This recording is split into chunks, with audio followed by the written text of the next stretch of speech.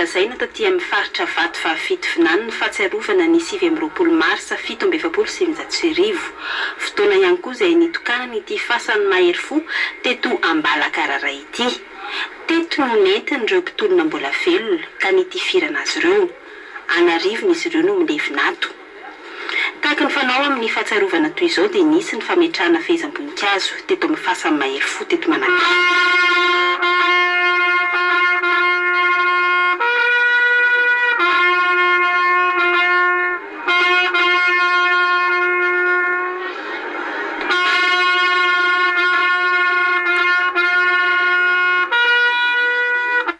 Tsy azo kosehina amin'ny tantara ity 20 Marsa ity hoy ny filohan'ny tetezamita voarakotra ho tadidin'ny taranaka faramandimby.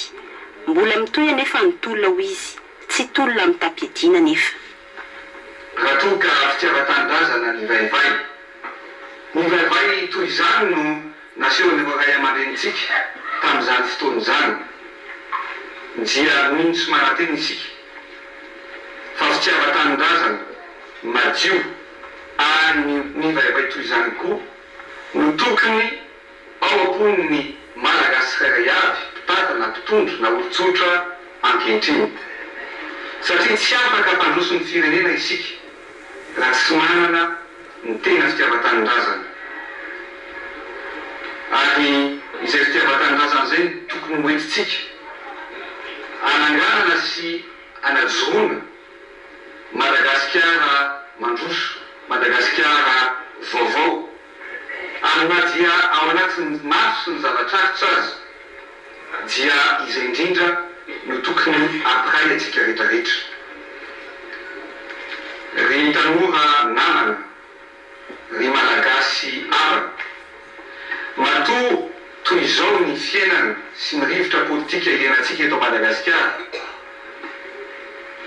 Roa amby 20 taona tao aorian'ny fiverenan'ny fahaleovan-tena dia midika zany fa mbola mitohy ny tolona, mbola tsy vita ny tolona.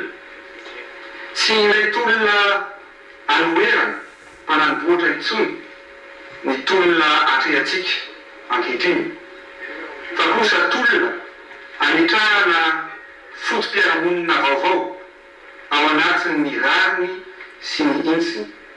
Tsy ilay tolona mitapiadina miasika ny raha latsaka intsony ny tolona ampirehantsika ankehitriny, fa tolona anavotana, tolona anarenana ny firenena, tolona ara-tsosialy, tolona ara-toekarena. Mbola tsy vita ho ihany tolona, mbola mitohy ny tolona koa azakivy fa efa andalam-pivoahana amin'ny famahana amin'izany olana misy rehetra eto amin'ny firenena isika.